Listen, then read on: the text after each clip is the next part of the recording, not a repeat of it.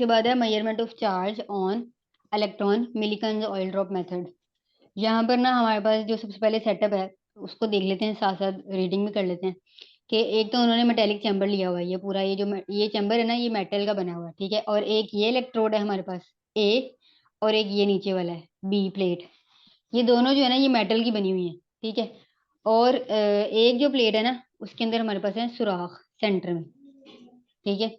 और ड्रॉप जो है ना हमने ऑब्जर्व करना है इस माइक्रोस्कोप से। ये जो माइक्रोस्कोप है यहाँ से ना ये एटोमाइजर होता है। एटोमाइजर आपको पता है, जैसे परफ्यूम का स्प्रे, हम परफ्यूम का वो जब दबाते हैं तो उसमें से जी। फाइन ड्रॉपलेट्स निकलते हैं, इस तरह से एटोमाइजर होता है, ठीक है। ये एटोमाइजर अच्छा। क्या करता है, इसके अंदर जो ऑयल होता है वो लिक्विड फॉर्म में होता है ना, आपको पता है, ऑयल तो लिक्विड फॉर्म में होता है। जी। एटोमाइजर प्रेस करके ना इसके ऑयल के छोटे छोटे ड्रॉपलेट्स बना देता है, ठीक है। ओके। देखो ऊपर लिखा हुआ है स्प्रे ऑफ ड्रॉप्स। फिर जब ये इस पे पास ओके। करते हैं ना तो उसके बाद ना यहाँ से एक ड्रॉप हम ऑब्जर्व करेंगे अभी नीचे, और साइड से ना हमने एक्सरे अप्लाई की होती हैं। वो हमने क्यों अप्लाई की होती हैं, आयोनाइज करने के लिए। ये इसका सेटअप है, ओके। ये हम साथ साथ अभी देख लेते हैं। इन 1909 Millikan determined the charge on electron by simple arrangement. The apparatus consists of metallic chamber. Metallic chamber है। It has two parts. The chamber is filled with air. Chamber के अंदर वो कह रहे हैं एयर है, ये यानी कि वैक्यूम सिस्टम नहीं है। अगर तो ये वैक्यूम होता ना तो हमारे पास ये हम कुछ भी ऑब्जर्व कर ही ना सकते, क्योंकि वैक्यूम वो सिस्टम होता है जिसके अंदर किसी भी ना ग्रेविटेशनल फोर्स होती है, कोई भी उसके अंदर मीडियम होता ही नहीं है। आपको पता है ना वैक्यूम के अंदर कुछ भी, कोई एक्सटर्नल फोर्सेस उसमें अप्लाई नहीं होती, ठीक है। तो इस सिस्टम के अंदर क्या है हमारे पास, एयर। ओके।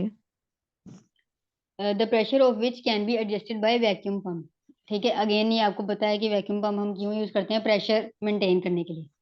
तो जी। जो एयर इसके अंदर है उसका प्रेशर कैसे मेंटेन होगा, वैक्यूम पंप से। अब इसमें टू इलेक्ट्रोड्स हैं, ए और ए प्राइम। एक ये है ए, और एक नीचे है ये ए प्राइम। ओके। ये दो इलेक्ट्रोड्स हैं। इन्होंने जो है ना इलेक्ट्रिसिटी प्रोवाइड करनी है, यानी कि इलेक्ट्रिक फील्ड प्रोवाइड करनी है इसके अंदर, चैम्बर के अंदर। देखे ना, ओके। ये नेगेटिव टर्मिनल के साथ अटैच है और ये पॉजिटिव टर्मिनल के साथ अटैच है, ठीक है। जी। The upper electrode has a hole in it.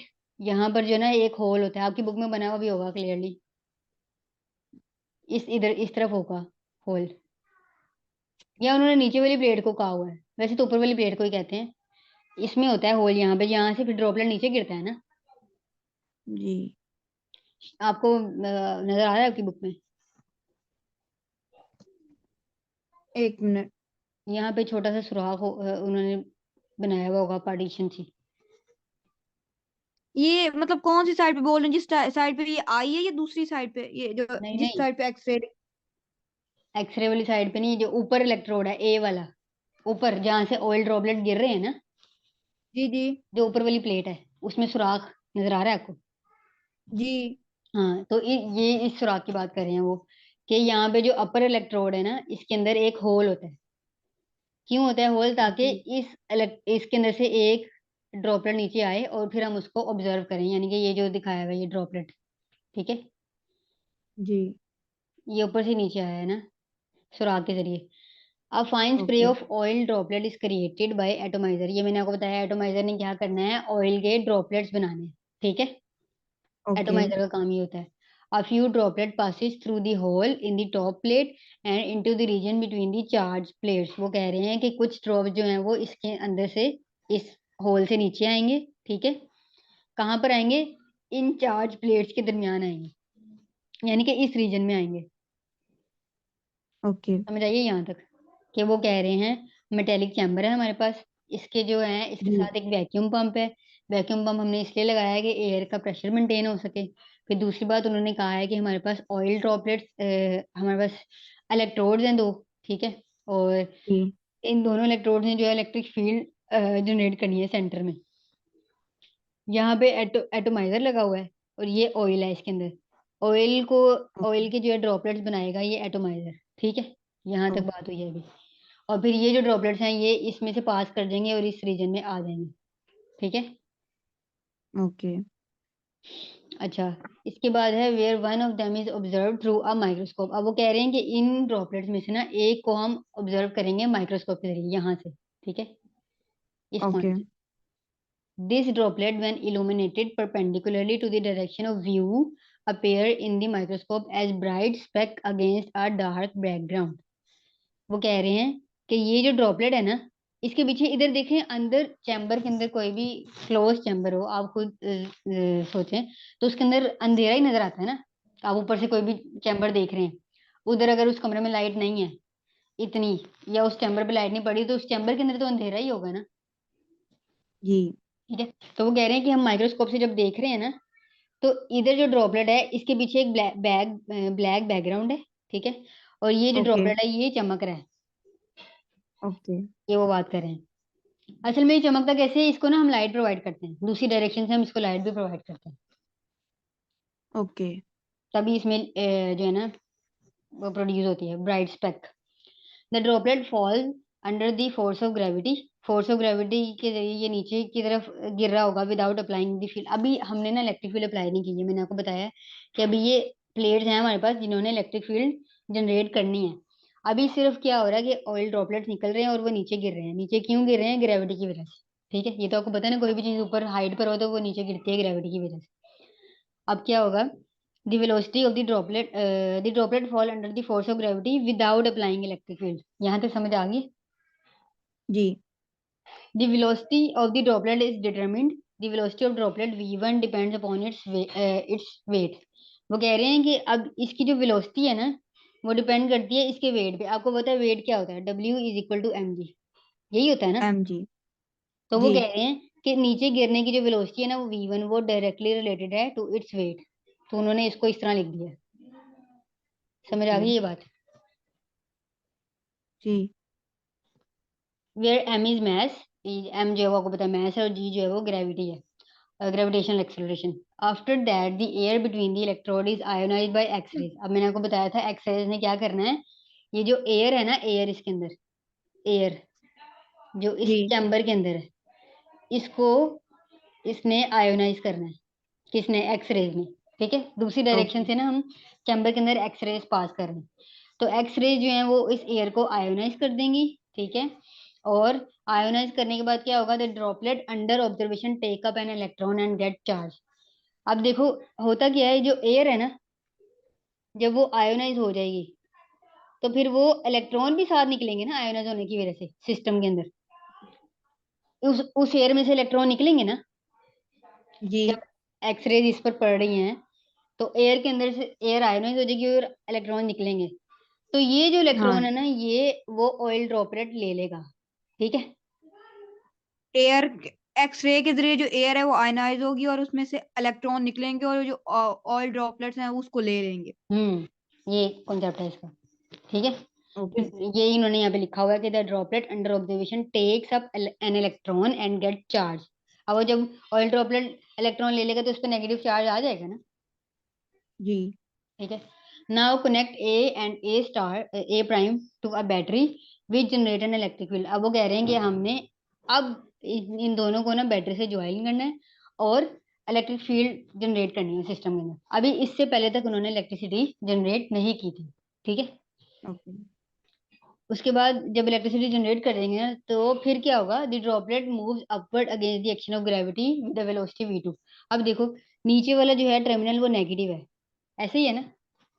जी अब जब ऑयल ड्रॉपलेट नीचे गिर रहा है और हमने इलेक्ट्रिक फील्ड अप्लाई कर दिया, तो यहाँ पर नेगेटिव चार्ज आ जाएगा ना इस प्लेट के ऊपर। और हमने कहा है कि ओके ऑयल ड्रॉपलेट भी जो है वो नेगेटिव हो गया। क्यों नेगेटिव हो गया? क्योंकि इसने एयर से इलेक्ट्रॉन ले लिया है।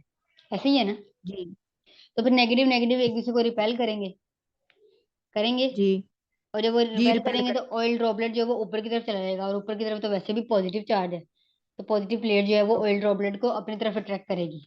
ठीक है, जी हम इस तरह से इलेक्ट्रिक फील्ड अप्लाई करते हैं कि ये जो ऑयल ड्रॉपलेट है ना, ये दरमियान में सस्पेंडेड रहे ना, तो ये पॉजिटिव प्लेट की बिल्कुल, मतलब पॉजिटिव प्लेट के अंदर ही ना चला जाए। ऐसा भी नहीं होना चाहिए। अगर पॉजिटिव प्लेट के अंदर चला जाएगा तो फिर हम उस ड्रॉपलेट को ऑब्जर्व कैसे करेंगे? ठीक है, मतलब ये पॉजिटिव प्लेट में नहीं जाना चाहिए। नहीं, पॉजिटिव प्लेट में नहीं जाना चाहिए, बस हमने सेंटर में रखना है इसको। हमें इलेक्ट्रिक ओके फील्ड इतनी अप्लाई करनी है कि ये नेगेटिव से रिपेल हो जाए और पॉजिटिव के करीब चला जाए, सेंटर में रहे, उस पॉजिटिव प्लेट इसको ले ना ले, क्योंकि नेगेटिव है ना, ये अट्रैक्ट हो जाएगा उसकी तरफ।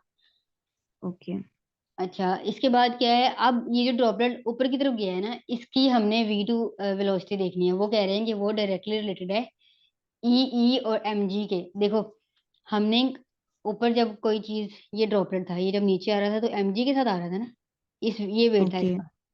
जब ये ऊपर जा रहा है तो उस पे इलेक्ट्रिक फील्ड अप्लाई हो रही है एक तो, ठीक है, हो रही ओके। है ना इलेक्ट्रिक फील्ड, जो जी। हम ए और ए प्राइम, और एक तो इसने इलेक्ट्रॉन भी ले लिया इस ड्रॉपलेट ने, ठीक है, लिया है ना इलेक्ट्रॉन जी। एयर से, जी। यहाँ से। तो इसके ऊपर जो ये जो है ना, ये डायरेक्टली रिलेटेड हो जाएगी ई माइनस एम जी के। क्यों भला? क्योंकि अब ये ऊपर जा रहा है तो हम माइनस एम जी को काट देंगे ना, ऊपर जो जा रहा है। अब तो ग्रेविटेशनल इफेक्ट इस पे हो ही नहीं रहा, क्योंकि इलेक्ट्रिक फील्ड जो हमने अप्लाई कर दी है। तो इसलिए उन्होंने V2 इस तरह लिखा है, V2 is directly related to E minus M G. Okay. ठीक है, यहाँ तक समझ आइए। जी।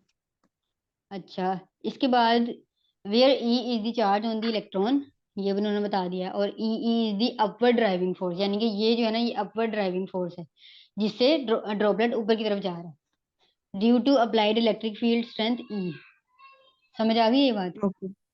जी। अब उन्होंने इन दोनों इक्वेशंस को इक्वेट कर दिया। V1 जो है इक्वल टू एम जी था ना, और V2 था E minus M G. Okay. ठीक है, ये इन्होंने ये निकाल लिए। अब the values of V1 and V2 are recorded with the help of microscope.